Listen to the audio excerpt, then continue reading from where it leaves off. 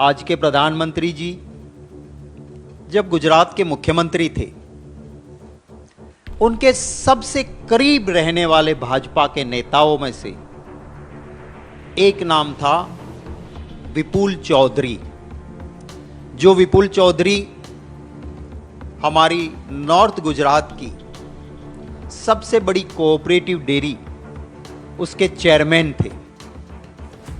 और विपुल चौधरी के प्लानिंग किए हुए करोड़ों रुपया के खर्च से भाजपा के प्रोग्राम होते थे, जिसमें मोदी जी मौजूद रहते थे। विपुल चौधरी जी कहते थे कि मोदी जी मेरे गुरु हैं, और वो गुरु के चरण छूते थे। और गुरु मंत्र वाला भाई मुक्त भ्रष्टाचार करने का भाजपा का दुपट्टा उसे पहनाते थे। ये मैं कुछ तस्वीरें आपको दिखा रहा हूं।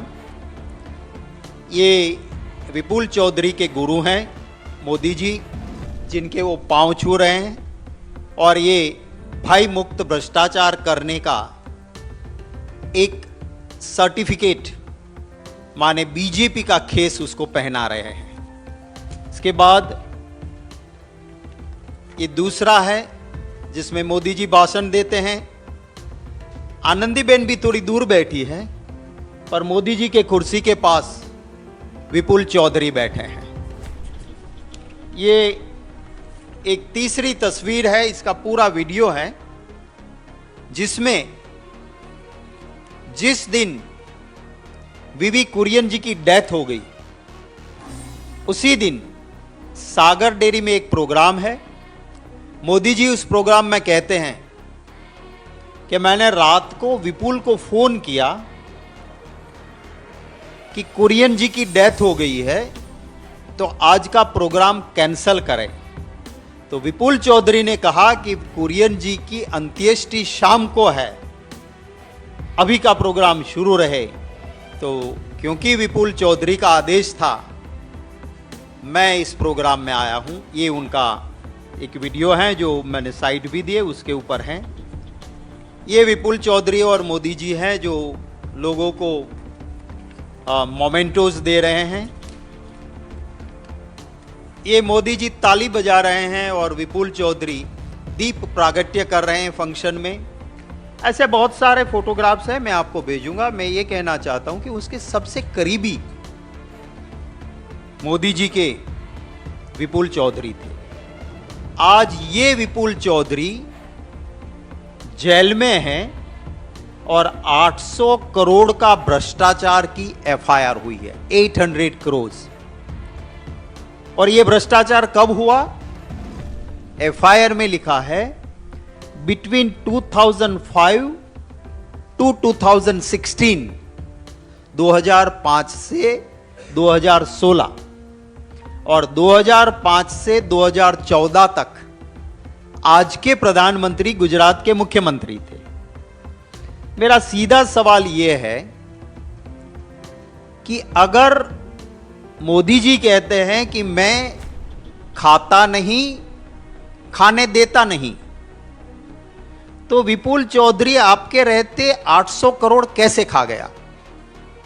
असलियत तो यह है कि मोदी जी करोड़ों से कम खाते नहीं, और कोई सच बोले या बीजेपी के खिलाफ आवाज उठाए तो उसे चैन की रोटी खाने देते नहीं। Dudh Sagar dairy Gujarat state cooperative societies act के तहत रजिस्टर्ड है, और कानून बहुत क्लियर है कि जब भी इस एक्ट के तहत रजिस्टर्ड कोई भी कोऑपरेटिव सोसाइटी है तो उसका पूरा मॉनिटरिंग सरकार करती है। हर साल और पीरियोडिकल ऑडिट गवर्नमेंट के नुमाइंदे आके ऑडिट करते हैं। और ये कोऑपरेटिव सोसाइटी कोई भी रेजोल्यूशन पास करे जो उसके कॉन्स्टिट्यूशन, जिसे गुजराती में पेटा नियम कहते हैं, उसके खिलाफ हो, या भ्रष्टाचार के लिए हो, या इल्लीगल हो, तो स्टेट गवर्नमेंट को पावर है कि मैनेजिंग कमिटी या जनरल बोर्ड का रेजोल्यूशन वो खारिज कर सकते हैं, इसको रद्द कर सकते हैं। तो ये सारा काम क्या विपुल चौधरी अकेला कर सकता है?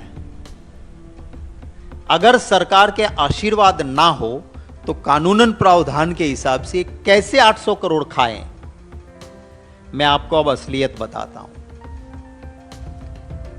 इसको भाई मुक्त भ्रष्टाचार का परमिशन मोदी जी ने दिया था। बीजेपी का धन संग्रह भी इसी से हुआ। पर अब विपुल चौधरी ने चौधरी समाज की एक अर्बुदा सेना बनाई और इस अर्बुदा सेना ने गुजरात के चुनाव में बीजेपी के खिलाफ विपुल चौधरी और उनके अर्बुदा सेना के समर्थकों ने भाजपा के खिलाफ आने वाले चुनाव में चौधरी समाज को स्टैंड लेने के लिए कहा कि तुरंत एफआईआर हो गई। तब तक कोई एफआईआर नहीं थी, अब 800 करोड़ के भ्रष्टाचार की एफआईआर हो गई। 2005 से 2016 में कुछ हुआ, वी आर इन 2022। जब तक विपुल चौधरी ने अर्बुदा सेना ने भाजपा के खिलाफ स्टैंड नहीं लिया तब तक कुछ नहीं हुआ। और अब एफआईआर किसके खिलाफ हुई? विपुल चौधरी, उसकी वाइफ, उसका बेटा और एक उसका chartered accountant. Cooperative societies act कहता है कि जिम्मेवारी सभी की थी, तो उन पदाधिकारी और अधिकारियों का नाम होना चाहिए एफआईआर में, किसी का नाम नहीं है। अब मोदी मॉडल क्या एक्ट करेगा?